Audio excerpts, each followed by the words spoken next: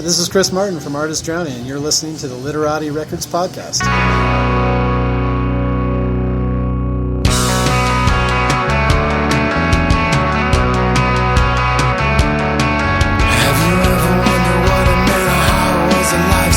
Such a blur because you never took the time. I heard that you were passing through. It's funny, all the people that you see upon the street, you hardly ever took the time to get to know or even me, 'cause you were passing through. Well, I'm just passing by, don't know what's happened or why. I'm passing through.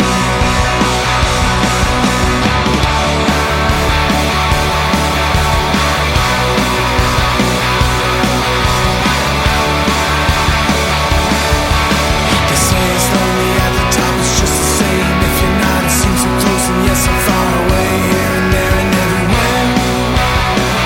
It feels like nowhere. I've got a long road ahead of many things that can't be said, memories I'll leave behind, but can you leave the past behind you? You're passing too. And I'm just passing by, don't know what's happened or why. I'm passing through.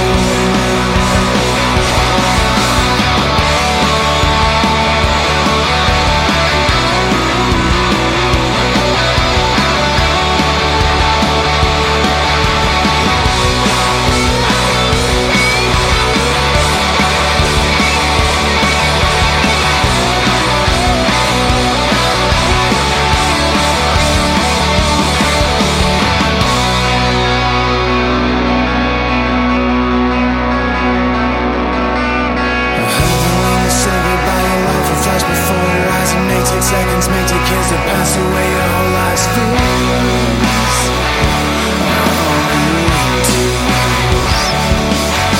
So maybe I'm ahead or maybe I'm ahead of trip. Either way, don't know if I ever took the time to say to you, I love you. 'Cause I'm just passing by, don't know what's happened or why. I'm passing through. Yeah, I'm just passing by, don't know what's happened or why. I'm passing through.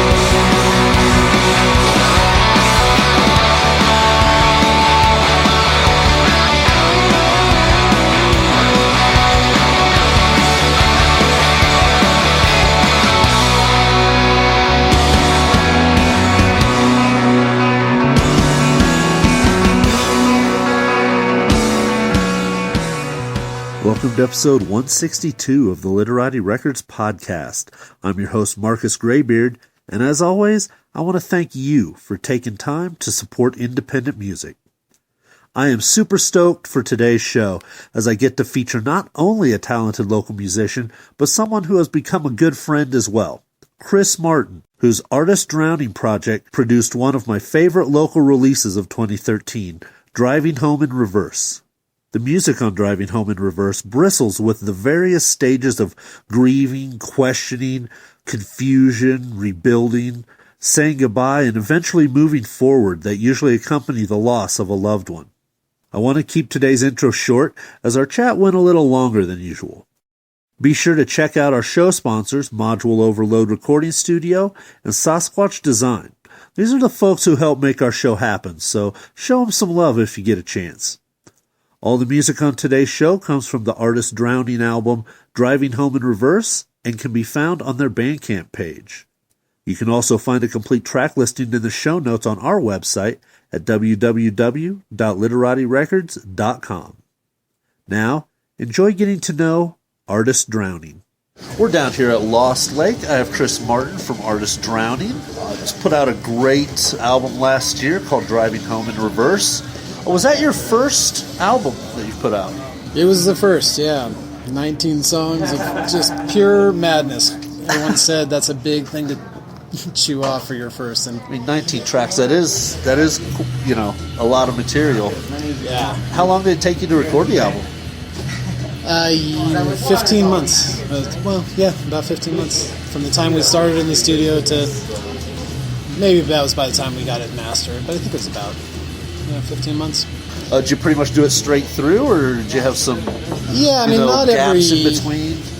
It was not straight through as far as every day, but it was a lot of weekends, a lot of here's a Wednesday night. It was I don't think we ever took more than 10 days off of being So in you there. stayed pretty steady. We were very steady. Yeah, it was an ongoing process, and it was really a learning sort of curve. If it was trying to figure out everything that I needed to know to make the vision come alive, I'd probably still be thinking about it with the people it helped. Right. And so it was sort of just jump in and wing it, and we didn't want a product that sounded like we were winging it, so we really took a long time. And but it was kind of like going to college. You really had to figure out what you're doing, but while you were in the middle of it. What prompted or inspired you to record this album? I mean, it sounds like a very personal album when you really start digging into the songs. Yeah, wow, how long is this podcast interview going to be? It's a... Give us the short behind the music version. The short behind the music.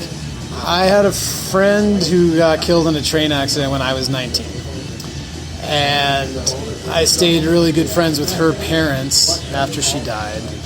And her mom went on to write 2 books about bereavement that she got published, and she always envisioned a third. And that was going to be of peers who lost someone, and she wasn't her daughter's peer. So she asked me and a whole bunch of other people to kind of collaborate and make a book that would help other people who are young and going to lose somebody. And it just never materialized for a whole lot of reasons. But it always kind of stuck with me. And I just kind of figured out that I'd been writing a lot of songs over the years, and they sort of dealt with that, maybe not in her name specifically, just emotions, just growing up and dealing with life stuff. And then I got the idea that that's how I wanted to write about it, was to write a book about it for me personally and with the music I was making. So it started out actually from a request to write a book, which I did write, but ultimately became just the album that I put out for now. So, is that quick enough? Yeah, that worked great, man. Well, who were some of the musicians that you had play on the album, or did you do everything yourself? No. There's lots of stuff on there I could not even hold a candle to. I played with Mike Gulizia, who is my father-in-law. He was a professional musician before she was born, and actually worked nightly. They were a house band at a place called the Falcon Lounge, so I named our own independent label after where he got his chops kind of honed playing. So Falcon Lounge Records is how we released Artist Drowning On.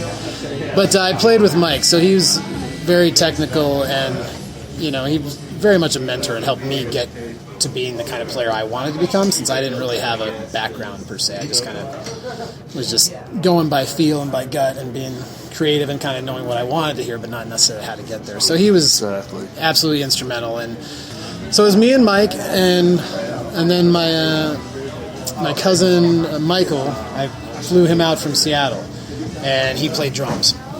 So it was the three of us, and then in production, my wife Sherrill. So it was sort of a family affair. Yeah, definitely. And, without any one of those three, there is no Artist Drowning, there is no album. So. Wouldn't have happened. Yeah, absolutely. Everyone had a lot of great ideas and made it come to what it was, but it was definitely my vision, and I wrote all the songs, and I knew how I wanted that to be, but couldn't have done it without any of them. And so, yeah. If I didn't give a good answer to any of this, you can just replace that drum. Oh, yeah. It can be like the beeping out of the swear words or something. Exactly. Well, do you have any further recordings planned?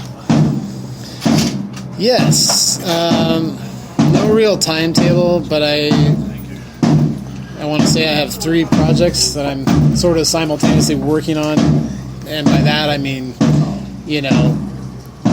in my own head and, out of my own amp or whatever. I haven't gone into a studio. I haven't really worked with anyone on them yet.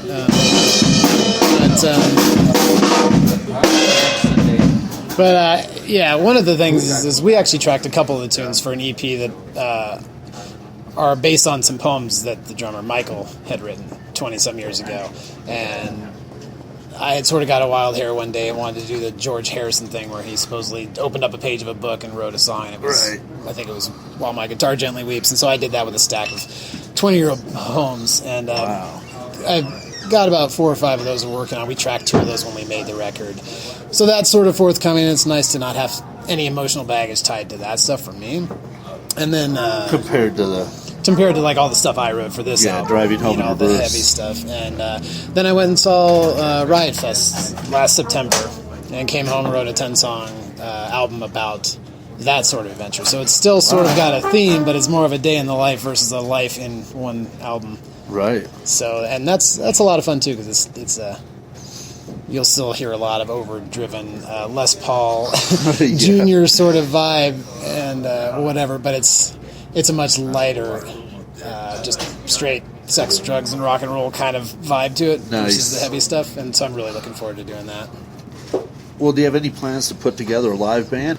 Yeah, absolutely. That's always been on my mind, and it was sort of, again, having to jump in and just do something to get things going. So it fell into being the studio project, but always knowing I wanted to go out and play it live, perform it, and, feel the energy and get the connection. And part of it was, you want your stuff to resonate with people. That was tying back to why somebody asked me to help write something about a book, was to help other people. So, yeah, I really want to share it live with people.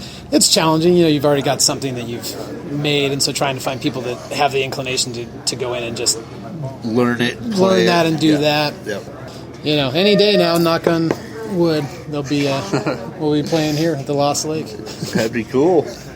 Well, who are some other local artists that you really think our listeners should check out? Actually, we're here tonight seeing Rubedo. Yep. They're probably the most recent thing I've bought, and I think their song My Oh My is just on fire. I think that's kick-ass. So I'm really into that.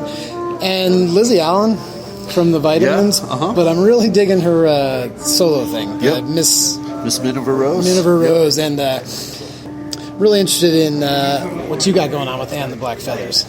To see Literati's first release come up in May is going to be Can't wait to kick-ass. have that album out. That's So, going to be awesome. May 10th, folks, at the Three Kings. That's Check right. that one out. And another guy, God, I want to say, was it Still Light? Was a project. And I can't remember the guy's name exactly.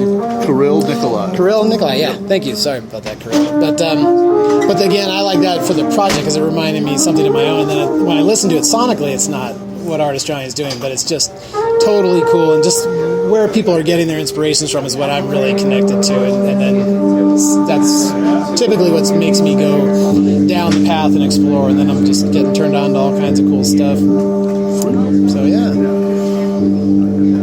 Well, it sounds like the show's getting ready to fire up here pretty soon, and we'll want to wrap up, go check out some music. But what Artist Drowning track should we close this interview with?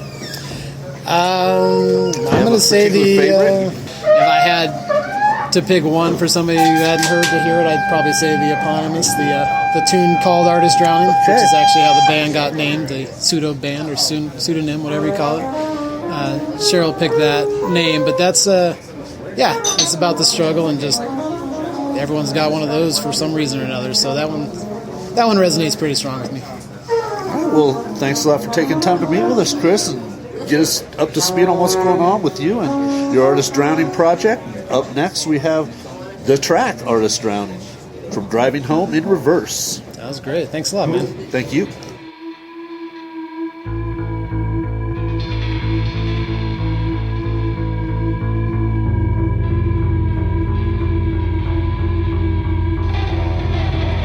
Can you hear the voices? Can you hear them calling out? Can you hear the voices? Can you hear them ringing out? I can hear the voices. I can hear them screaming now.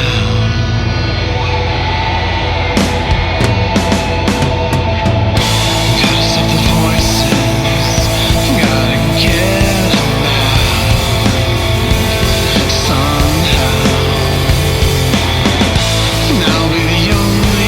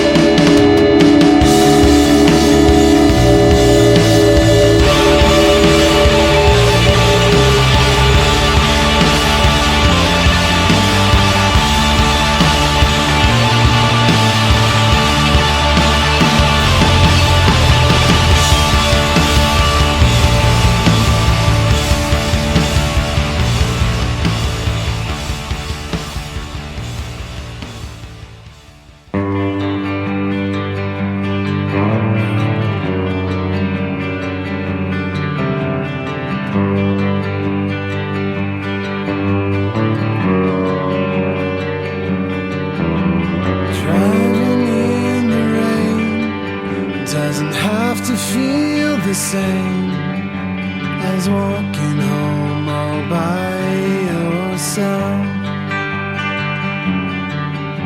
They saw you there in pain and told you you were safe, but they're just the same as everybody else.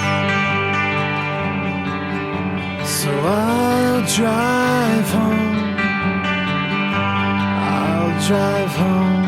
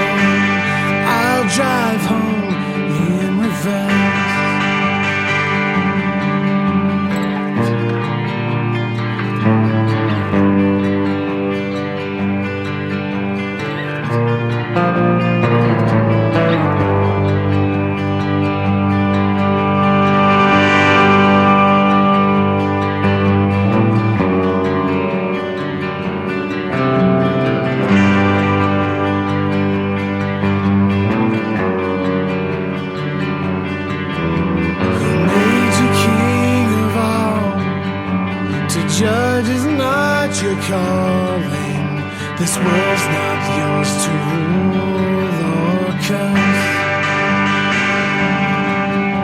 We're different but the same.